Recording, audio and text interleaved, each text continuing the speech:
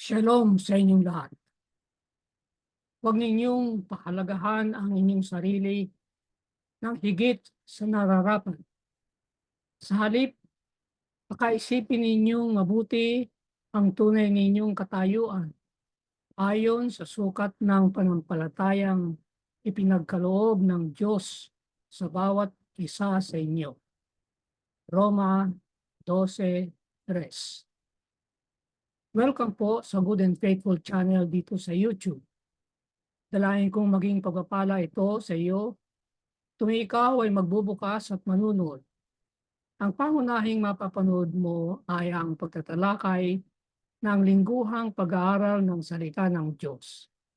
Darating ang araw na madaragdagan ito ng mga serye ng pag-aaral sa iba pang paksa tungkol sa pagiging katiwala ng Diyos. Gaanong hindi natitinag ang iyong panampalataya sa Diyos? Ang malaking tunggalian. Bago tayo pumalaot, ay manalangin muna tayo.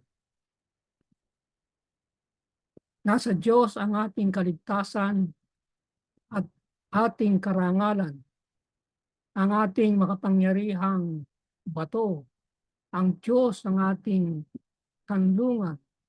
Magtiwala tayo sa Kanya sa lahat ng panahon o bayan. Ibuhos natin ang ating puso sa Kanyang harapan para sa atin ang Diyos ay kanlungan. Amen. Ang ating panalangin ay mula sa awit 62, 7 at 8. Panglimang leksyon. Panampalataya laban sa lahat ng posibilidad o probabilidad. Pusing talata, awit 119:11. Iningatan ko ang iyong salita sa aking puso upang wag akong magkasala laban sa iyo. Ang mga protestanteng reformador ay may isang bagay na ating kailangan, isang layunin para sa ating buhay. Sila ay may isang matibay na layuning nararapat sa kabuhayan. May mga taong walang layunin sa buhay. Mababaw ang kanilang mga paniniwala. Kakaunti ang tunay na makabuluhan na mahalaga sa kanila na hindi nila pipiliing mamatay para rito. Kaya kakaunti rin ang mahalagang itinuturing nilang nararapat na mabuhay para rito. Kasama ng mga halimbawa mula sa reformasyon, ating sasaliksikin kung paanong ang nagpapabagong buhay ng mga katuruan ng kasulatan ay nagbibigay ng basihan para sa tunay na layunin at totoong kahulugan sa buhay. Muli ay tatlong paghahati ng leksyon. Una, salita'y nagpapasigla sa pananampalataya. Ikalawa, diliwanagan ng Diyos ang pananampalataya. At ikatlo, ang bunga ng pananampalataya. Doon sa una ay dalawa ang tatalakayin, ang salita ng Diyos lamang. Ipinapasa ang salita ng Diyos.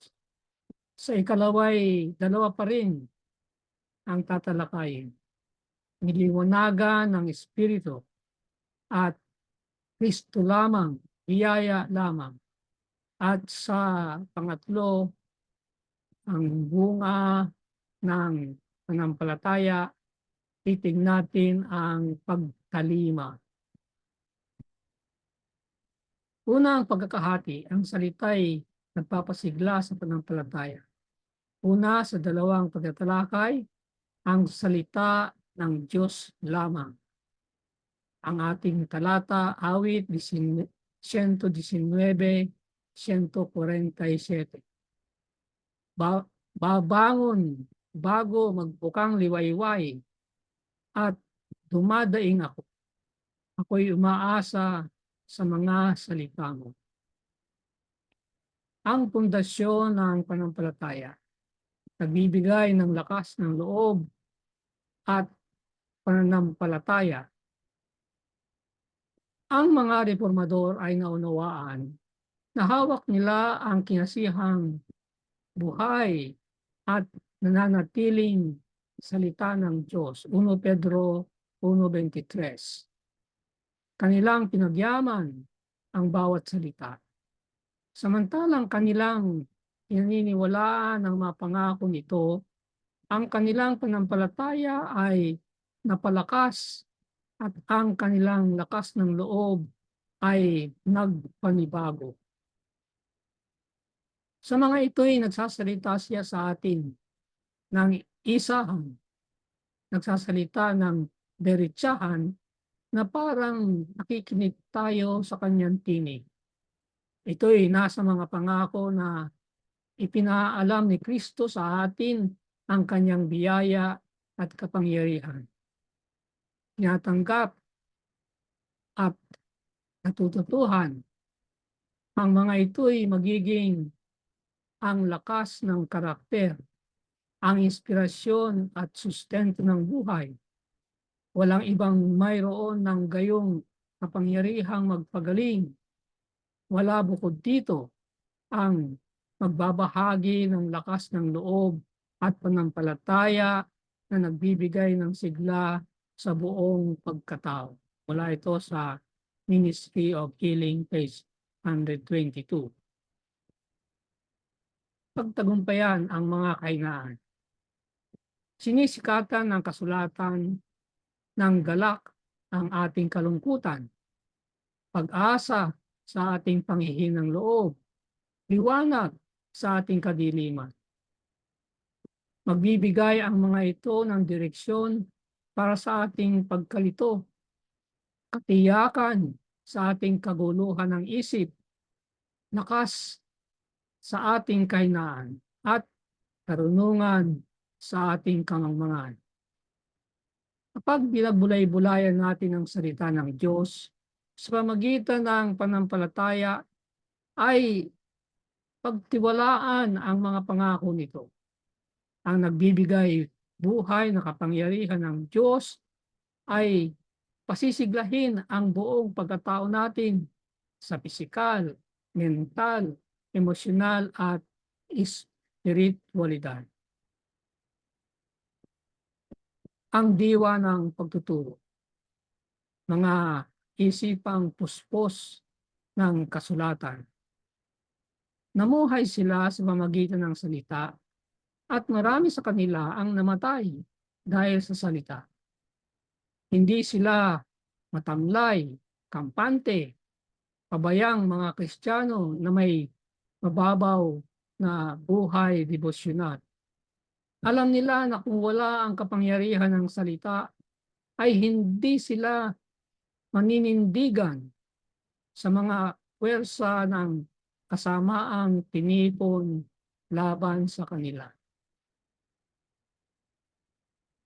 Masigasig na apela ni Wycliffe. Kanino iniisip ninyo kayo'y nakikipaglaban? Sa isang matandang lalaki na nasa bingit ng libingan? Hindi. Sa katotohanan, katotohanang mas malakas kaysa inyo at pagtatagumpayan kayo. Ang mga pangwakas na salita ni Wycliffe ay natupad sapagkat ang liwanag ng katotohanan Diyos ay nagtaboy ng kadiliman ng gitnang mga kapanahunan. Pangalawang pagtatalakay, ipinapasa ang salita ng Diyos.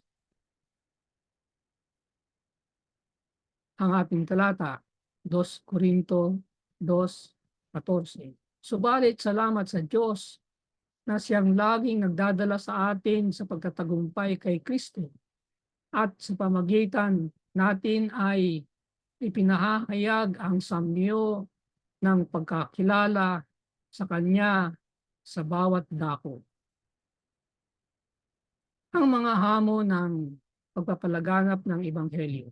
Ang Apostol Pablo ay humarap sa napakatinding posibilidad sa kanyang gawain ng pagpapalaganap na ebanghelyo.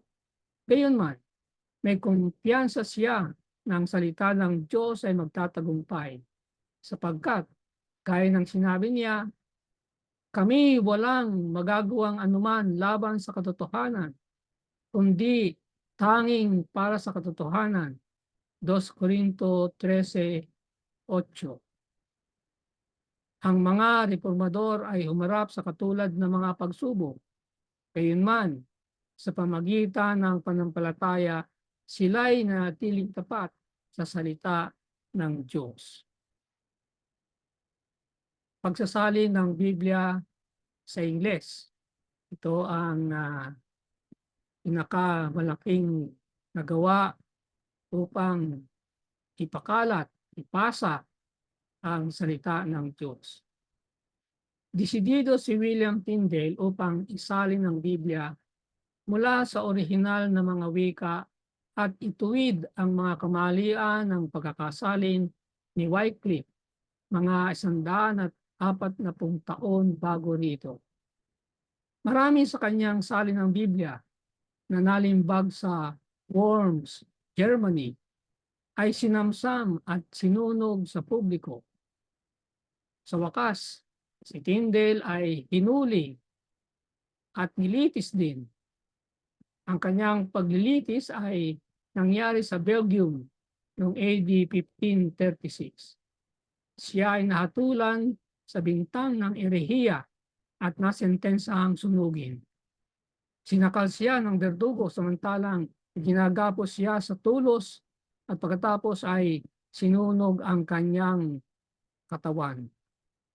Ang kanyang nagtapos na mga salita ay binigkas na may sigasig at malakas na tinig. Sabi niya, Panginoon, buksan ang mga mata ng hari ng Inglaterra. Mahimalang sinagot ng Diyos ang dalangin ni Tyndale. Sa loob ng 4 na taon ng kanyang kamatayan, 4 na pagsasalin ng Biblia sa Ingles ay nalimbag. Ng 1860 at 1611, ang King James Version ng Biblia ay nailimbag at ito'y higit sa lahat ay base sa gawa ni Tyndale. Tinatayang na ang lumang tipan ng 1611 King James Bible ay 76% salin ni Tyndale at ang bagong tipan ay 83%. Noong 2011, ang King James Version ng Biblia ay pinagdiwang ang ika-400 anibersaryo sa pamagitan ng paglampas sa natatanging kaganapan, milestone, na 1 bilyong Biblia na nailimbag. So makikita natin na napakahalaga yung pagkakasalin ng Biblia sa Ingles. At ito, kagayang nabanggit ko kanina, ang pinakamalaking paraan ng panahon yun na ipasa ang salita ng Diyos. Ikalawang pagkakahati, liliwanagan ng Diyos ang pananampalataya. Unang pagtatalakay, niliwanagan ng Espiritu. Ang ating talata, 1:16-13. Subalit kapag dumating na ang Espiritu ng katotohanan, papatnubayan niya kayo sa buong katotohanan, sapagkat hindi siya magsasalita ng mula sa kanyang sarili, kundi ang anumang bagay na kanyang marinig, iyon ang kanyang sasabihin at kanyang ipahayag sa inyo ang mga bagay na darating. Ang karanasan ni Martin Luther. Sa aklatan ng universidad, natuklasan niya ang isang kopya ng Biblia sa Latin. Ito marahil ang tinatawag na Latin Vulgate. Samantalang binabasa niyang mabuti, niliwanagan ng banal na espiritu ang kanyang isip. Nadama niya ang gabay ng banal na espiritu. Hindi niya alam bago ito na merong ganitong aklat. Pero ninyo, siya ay may doctorate na niyan, panahon na yan, at nagtuturo na. May lubos na kaligayahan, binasa niya ang bawat kapitulo, bawat talata, na mangha siya sa linaw ng kapangyarihan ng salita ng Diyos. Inilalarawan ng kanyang unang karanasan sa Biblia. Isinulat niya, "O na ang Diyos ay bibigyan ako ng gayong aklat para sa aking sarili." Hindi niya naisip na mas mabigat ang panukala ng Diyos sapagkat isasalin niya ang Biblia sa salitang German. Mga prinsipyo ng pagbibigay kahulugan sa Biblia. Ito ang mga talata. 1:14-26, sapagkat ang mga aliw ang Espiritu Santo, siya ang magtuturo sa inyo ng lahat ng mga bagay at magpapaalala sa inyo ng lahat ng aking sinabi sa inyo. Marapat lamang na ang banal na Espiritu ang magtuturo ng Biblia sapagkat siya ang may akda ng Biblia. Sunod na talata, 2 Pedro 1:20-21. Walang propesiya ng kasulatan ang nagmula sa pansariling pagpapakahulugan sapagkat walang propesiya na dumating kailanman sa pamamagitan ng kalooban ng tao, kundi ang mga taong inudyukan ng Espiritu Santo ay nagsalita mula sa Diyos. Kaya nga salita ng Diyos, hindi nanggaling sa isip ng mga tao. Ipinaisip ng Diyos sa tao at isinulat nila ayon sa paraan na nalalaman nila. Kaya ang salita ng Biblia ay salita ng Diyos. Ang napakamakapangyarihan sa mga talatang ito ay ang katiyakan na ang parehong banal na Espiritu na kinasihan ang mga manunulat sa Biblia ay gagabayan tayo samantalang ating binabasa ang kasulatan. Siya ang makadiyos na tagabigay ng kahulugan at makadiyos na katotohanan. Walang dahilan na hindi natin maunawaan ang salita ng Diyos. Kung tayo ay tapat sa pagsasaliksik ng salita, ay gagabayan tayo ng banal na Espiritu, dadalhin tayo sa liwanag ng kanyang mga salita. Mauunawaan natin. Dahil si Satanas ay hindi na may tatago ang Biblia mula sa atin, aalisin niya ang sobrenatural na likas nito at gagawin ito na mabuting literatura lamang o mas masama pa, isang mapaniil na kasangkapan ng relihiyon upang kontrolin ang masa. Hindi na niya mapigilan kasi ng panahon ni Luther ay naimbento na ang imprenta. Hindi na kinakailangan kopyahin sa kamay ang Biblia, kaya matulin na ipapalaganap ang Biblia, hindi niya mapapigilan yan. Lalong-lalo na nang nagkaroon na ng mga Bible societies sa buong mundo. Kaya dalawa ang istahiyan niya dito. Una ay aalisin niya ang supernatural character. Ibig sabihin na ito ay galing sa Diyos. Sasabihin niya ay sinulat lang ng mga tao ito. Nakita natin ito nakaraang pag-aaral. At ang mga taong ito ay sinasabi nila ang kanilang sariling karanasan, iniisip mula sa karanasan nila sa Diyos. Kaya hindi galing sa Diyos. Yun ang isang study niya.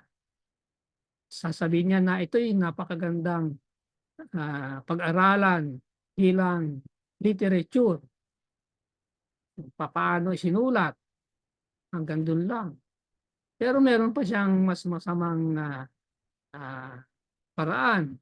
Sabi, gagamitin ng kasangkapan na relihiyon upang kontrolin ang masa. At kitang-kita natin yan no, sa mga relihiyon sa Biblia.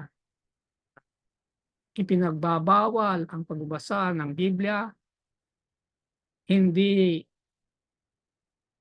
makita ng mga tao kung mali ang pagbasa, paanong paliwanag ng salita ng Diyos.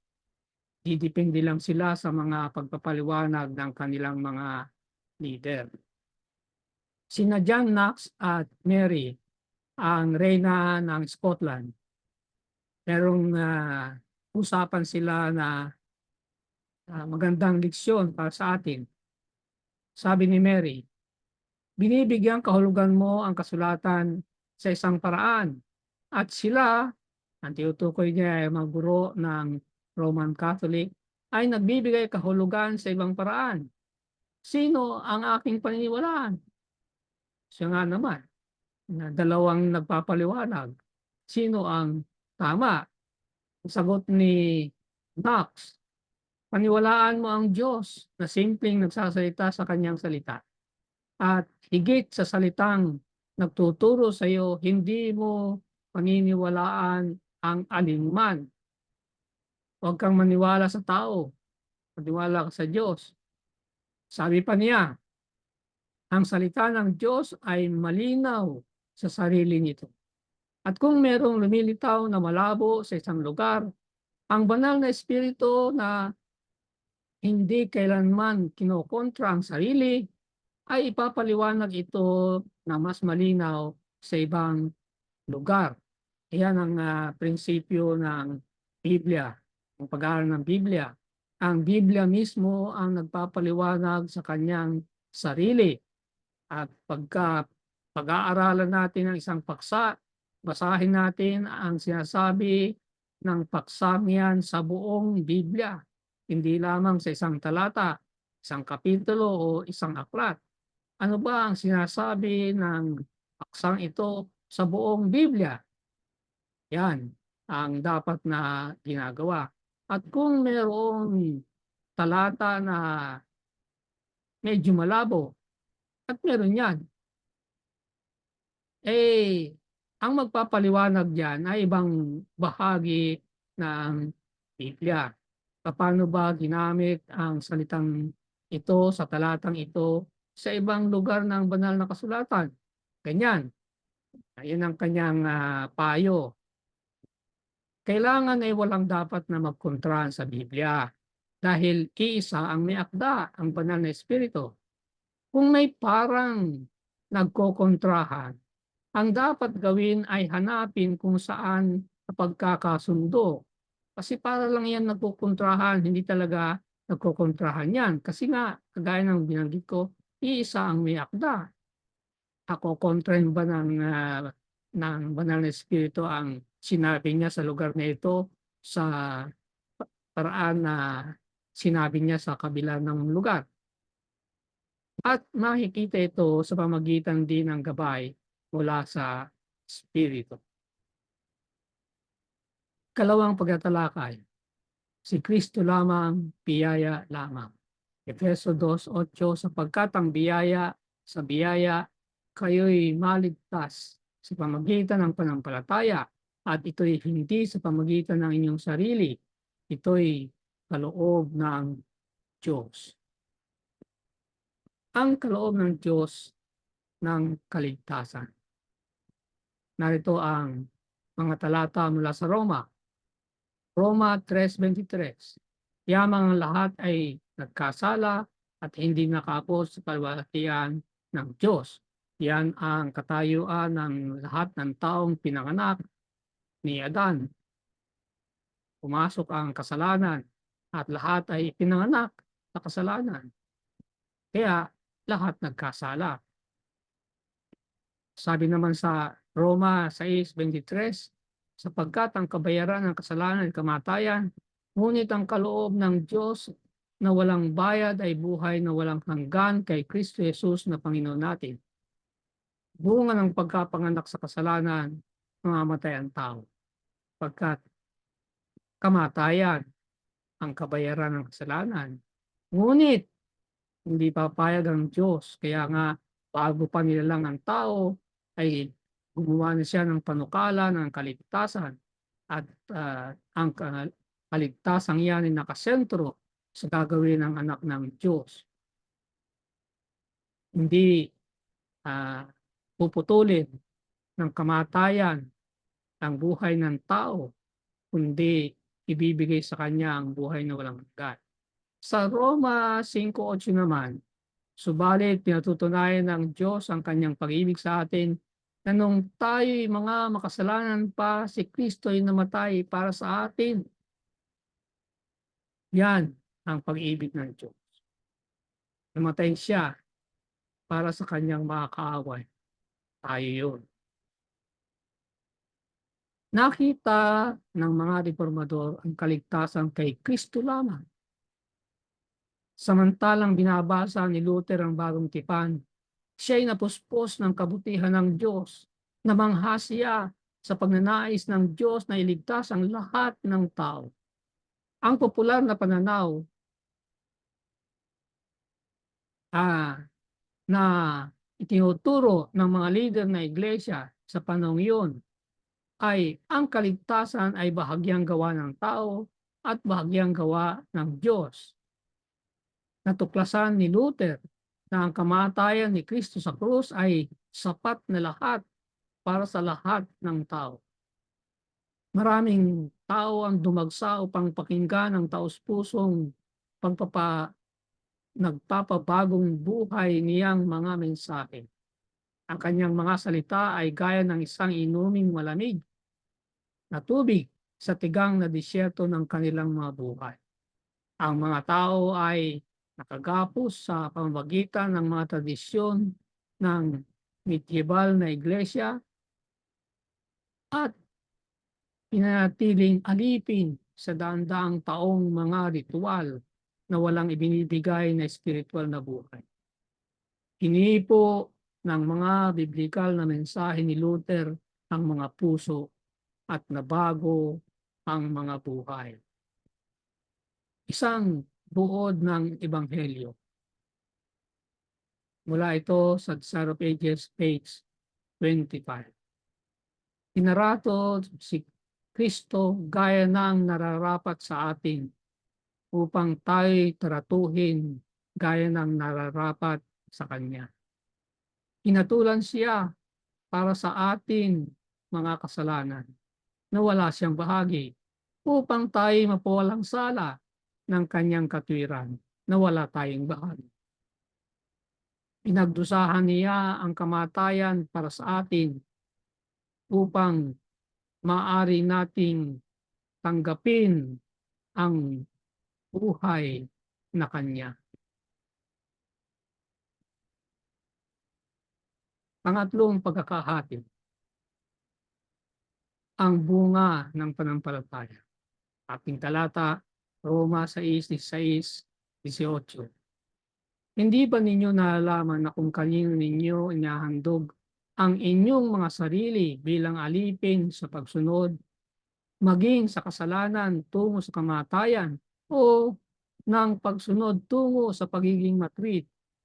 Ngunit salamat sa Diyos na bagamat kayo'y dating mga alipin ng kasalanan, kayo'y taos-pusong sumunod sa anyo ng aral na doon ay ipinagkatiwala kayo. At pagkatapos na mapalaya kayo sa kasalanan, ay naging mga alipin kayo sa paggawa ng matuwid. Nakakatuwa ang talatang ito. Dalawang uri ng pagiging alipin. Una, alipin ng kasalanan. Ikalawa, alipin ng katwiran. Yung alipin ng kasalanan, siyempre, ibig sabihin, alipin niya ng demonyo. At yung alipin ng katwiran ay alipin ng Diyos. Lahat tayo, kagaya ng nabasa natin kanina sa Roma, ay ipinanganak sa kasalanan. At tayo alipin ng demonyo. Sunod-sunuran sa kanyang sinasabi. Ngunit, ang panukala ng kaligtasan ay iligtas tayo mula dyan At kapagka tayo ay iniligtas mula sa pagiging alipin ni Satanas, tayo ay magiging alipin ng katwiran, alipin ng Diyos. Parehong pagiging alipin diyan. Ano ba ang pagkakaiba? Doon sa alipin ng demonyo ay wala tayong magagawa. Hindi tayo makakaalis kahit na anong gawin natin. Kinakailangang merong mag-alis sa atin mula sa pagkaalipin. At yan ang kilos ng anak. Kapagka tinanggap natin ang Panginoon bilang ating tagapagligtas, ililigtas niya tayo. At pagka nangyari yun, tayo magiging alipin ng katwiran. Ano ang kaiba niyan sa pagiging alipin ng kasalanan? Ang pagiging alipin ng katwiran ay pagbabalik ng kalayaan nating pumili na nawala sa pagiging alipin ng kasalanan. Kaya anumang oras ay pwede tayong tumalikod mula sa pagiging alipin ng katwiran. Ngunit pagka tumalikod tayo, babalik tayo sa pagiging alipin ng kasalanan na wala muling kalayaang pumili. Kaya nga, ang bunga ng pananampalataya ay pagtalima. Ang kaligtasan sa aklat ng Roma. Una, Roma 3:27 hanggang 31. Kaya nasaan ang pagmamalaki? Ito'y hindi kasama sa pamagitan ng anong kautusan ng mga gawa. Hindi, kundi sa pamagitan ng kautusan ng pananampalataya. Sapagkat pininindigan natin na ang tao ay itinuturing na ganap sa pananampalataya na hiwalay sa mga gawa ng kautusan. Kung gayon, pinawawalang saysay ba natin ang kautusan sa pamagitan ng pananampalataya?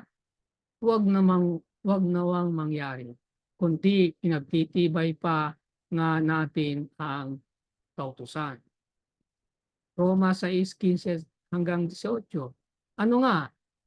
Magkakasala ba tayo dahil tayo wala sa ilalim ng kautusan, kundi nasa ilalim ng biyaya? Huwag nawang mangyari. Hindi ba ninyo nalalaman na kung kanino ninyo inihahandog ang inyong sarili bilang alipin sa pagsunod, kayo'y mga alipin niya na iyong sinusunod?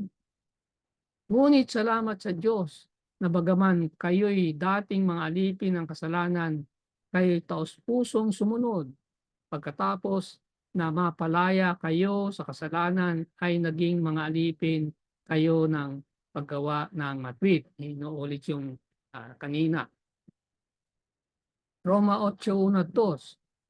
Ngayon nga'y wala nang kahatulan sa mga nakay Kristo Jesus, sapagkat ang kautusan ng Espiritu ng buhay na nakay Kristo Jesus ay nagpalaya sa atin mula sa kautusan ng kasalanan at kamatayan.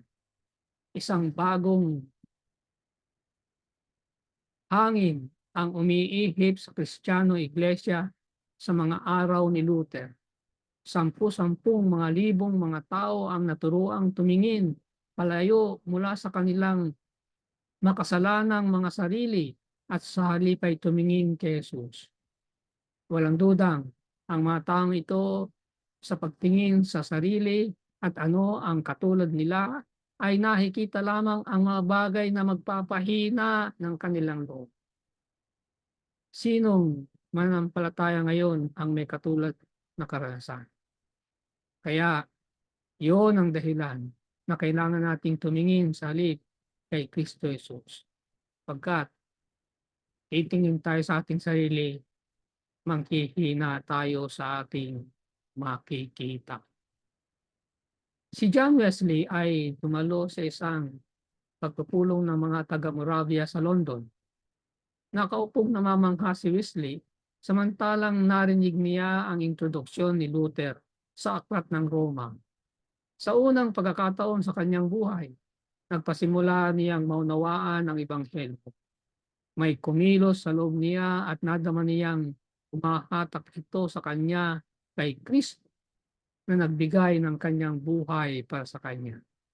Sinabi niya, nadama kong hindi ako nagtitiwala kay Kristo. Si Kristo lamang para sa kaligtasan. At isang katiyakan ang naibigay sa akin na kanyang kinuha ang aking mga kasalanan kahit ang sa akin at iniligtas ako mula sa mga batas ng kasalanan at kamatayan. Ang mga katotohanan tungkol sa buhay ng Kristiyano. Unang talata, 1 Pedro 2:2.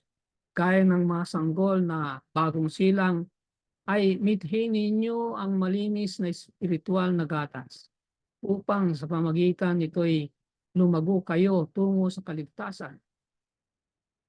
Tapos na yung gatas. Dapat ay yun namang mga pagkain na rapat sa pag, tumatanda.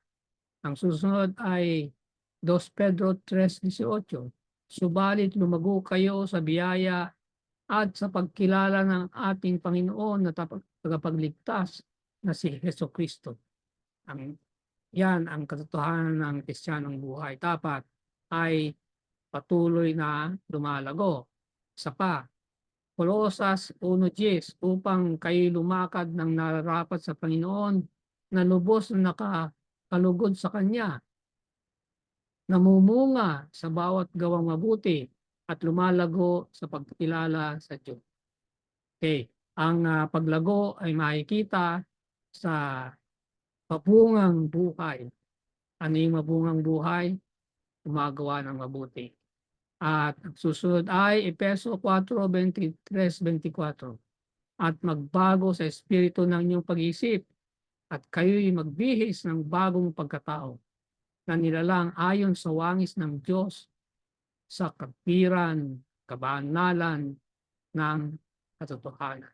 Yan ang ating minimiti sa paglago sa espiritual na buhay. Ang marating natin ng bagong tao. Yan ang mithi ng Diyos. Yan ang sanctification na tinatawag na inihahanda tayo na mababagay sa buhay na walang hanggan. Sistematikong pinag-aralan ng mga reformador ang salita upang tuklasin pa ang katotohanan. Hindi kontento sa dating kalagayan ni isang mahigpit na relihiyosong karanasan na may munti o walang paglago. Sila'y patuloy na nanabik na mas mabuting makilala si Kristo. Nandoon ang paglago ang makilala na tunay si Kristo. Maraming mga Kristiyanong naniniwala sa Biblia sa gitnang kapanahunan ay nagbayad ng lubhang mataas na halaga para sa kanilang pagtatalaga. Sila'y pinahirapan, nabilanggo, itinapon at pinatay. Kinumpiska ang kanilang ari-arian, sinunog ang kanilang mga bahay, ninakaw ang kanilang lupain. Nang sila'y pinahirapan, kanilang pinagpala ang mga nagpahirap sa kanila. At nang sila'y naunsyami sa madilim na at mamasamasang piitan, kanilang inangkin ang mga pangako ng Diyos ng isang mas maliwanag na hinaharap. Bagaman ang kanilang mga katawan ay nabilanggo, sila'y malaya. Malaya kay Kristo. Malaya sa mga katotohanan ng kanyang salita. Malaya sa pag-asa ng malapit niyang pagbabalik. Napakaganda ng bunga ng isang anak ng Diyos na lumago hanggang sa siya ay maging katulad ng kanyang Panginoon. Ang larawang ito ay nagpapakita ng larawan ng Panginoon at nang siya'y nasa lupa ang ginawa sa kanya. Ang tugon niya ay tugon din ng mga taong gumawa ng masama sa mga reformador. Ang huling salita. Ang itinuturing na ganap sa panampalataya ay ang pundasyon ng Ebanghelyo. ang katotohanan kung saan ang ating pag-asa ng kaligtasan ay nakahimlay. Ang himno ni Luther, A Mighty Fortress o Matibay na Kuta, ay binibigkas ang Ebanghelyo. Kinopya ko ang pagkakasalin sa himno. Ito ang bahagi ng awit. Kung sa ating lakas ng hawa at di sa tao ng Diyos, ang ating pagsusumikap, bigo na sanang lubos. Iyong itatanong, sinong tao siya? Siya si Jesucristong hindi nag-iiba at magwawagi tuwina. Dalain ko para sa iyo. Sa ngalan ng ating Panginoong Hesus, ang aking dalangin para sa iyo ay masumpungan sa awit 27:14 ng Today's Living Bible. Huwag maging mainipin. Maghintay sa Panginoon at siya'y darating at ililigtas ka. Maging matapang, may pusong matibay at malakas ang loob. Oo, maghintay at tutulungan ka niya. Amen. Sumayin niyo ang Good and Faithful channel dito sa YouTube. Ako'y patuloy na nagpapasalamat sa mga taong tumutulong upang mangyari ito at makarating ito sa kaalaman ng marami pa. Pagpalain nawa sila ng Diyos. Malaki ang iyong magiging bahagi sa ministeryong ito kung ikaw ay magsusubscribe kung hindi pa. At kung maging pagpapala ito sa iyo ay mag-share at mag-like. I-click na rin ang notification bell upang kaagad ay malaman mo kapag may bagong video. Ang PowerPoint presentation ay may download mo rin mula sa aking Facebook account. Maraming salamat. Magkita tayo sa susunod na linggo.